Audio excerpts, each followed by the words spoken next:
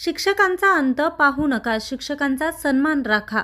शिक्षण वाचवा, देश वाचवा या मागणीसाठी राज्यातील सर्व शिक्षक संघटना एकत्र आल्या आहेत. यासाठी 9 जुलै 2026 रोजी राज्यव्यापी शाळा बंद आंदोलनाची हाक देण्यात आली आहे.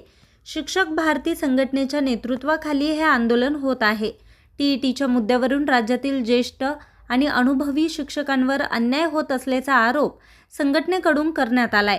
टीईटीबाबत सुहृद आणि न्याय्य निर्णय घ्यावा. टीईटीची सक्ती सेवा, ज्येष्ठता आणि पदोन्नतीसाठी करू नये. मतदार यादी पूर्वनिरीक्षण आणि SIR मॅपिंग सारख्या अशैक्षणिक कामांमधून शिक्षकांची तातडीनं सुटका करावी. या कामांमुळे शिक्षकांचं मानसिक आरोग्य बिघडत असून त्याचा थेट परिणाम विद्यार्थ्यांच्या गुणवत्तेवर होत आहे.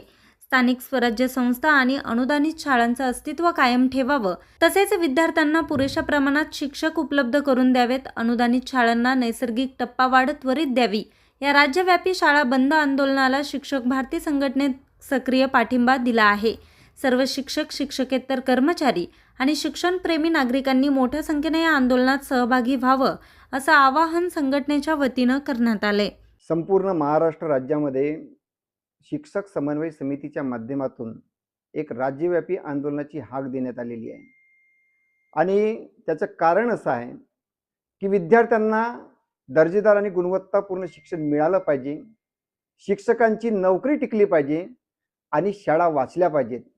यासाठी हा एक राज्यव्यापी आंदोलन आहे.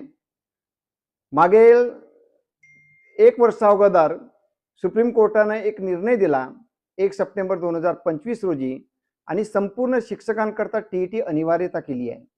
ज्यावेळेस आम्ही सेवेमध्ये लागलो तेव्हा सेवा प्रवेश नियमावलीमध्ये कुठल्याही प्रकारची टीईटी नव्हती आणि RT ॲक्ट जेव्हा 2009 मध्ये बनला आणि त्यानंतर त्यांनी सेवा प्रवेश करता त्यांनी टीईटी बंधनकारक केलं.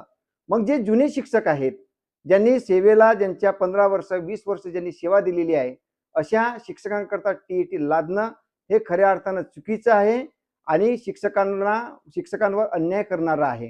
जनगणनेमध्ये आमच्या गुरुजी लोकांचा भरभराटीच्या उन्हामध्ये त्यांनी काम केलेलं आहे आणि अशा परिस्थितीमध्ये जेव्हा तो टीईटीची तयारी करतो आणि 28 तारखेला पेपर फुटीचा प्रकरण घडतो, तर खऱ्या अर्थाने ही महाराष्ट्राकरता लाजिरवाणी गोष्ट आहे. आणि ज्यांनी 2 महिना अथक परिश्रमामधून ज्यांनी तयारी केली, त्या शिक्षकाच्या, त्या विद्यार्थ्याच्या भवितव्याचा प्रश्न निर्माण झाला आहे. म्हणून आमची शासनाकडे मागणी आहे की कुठल्याही प्रकारे SR किंवा BLOचे कामं हे शिक्षकांना लादू नका.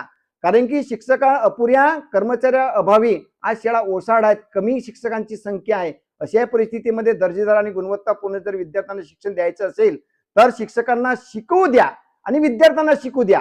हा मूल मंत्र आपल्याला राबवावा लागेल.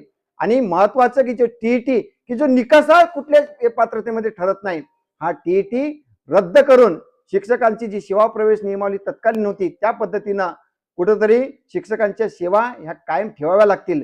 सोबतच आज जो आपला 9 तारखेचा एक राज्यव्यापी आंदोलन आपण करणार आहोत, तर तो शाळा वाचवण्यासाठी सुद्धा राहणार आहे.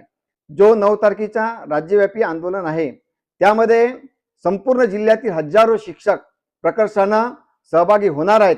परीक्षेमध्ये गणना करणे हे चुकीचे होईल, त्यामुळे संपूर्ण परिवारासह आमचा शिक्षक बांधव त्या ठिकाणी येईल. नव्हे, आमची तर मागणी आहे शासनाला की आमचा असा अपमान करण्यापेक्षा आम्हाला मृत्यूदंडाची आणि जीवन इच्छा मरण्याची शिक्षा देऊन टाका. कशाला आम्हाला या 2-4 वर्षाकरता आम्हाला त्या नोकरीतून काढण्याचं प्रयोजन करता, अशा प्रकारची मागणी आहे. आणि त्याच्यामुळे अनेक लोक आमचे त्या ठिकाणी सहभागी होतील. धन्यवाद. न्यूज रिपोर्टर चेतन समरीत, आज 24 तास, गोंदिया.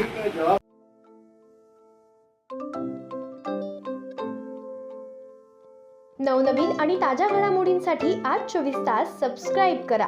त्याचबरोबर बेल आयकॉनवर क्लिक करा आणि मिळवा आमच्या बातम्यांच्या नोटिफिकेशन्स. तसेच आज 24 तासची प्रत्येक बातमी आपल्याला कशी वाटली हे कळवा. लाईक करून, कमेंट करून आणि आमच्या बातम्या शेअर सुद्धा करा.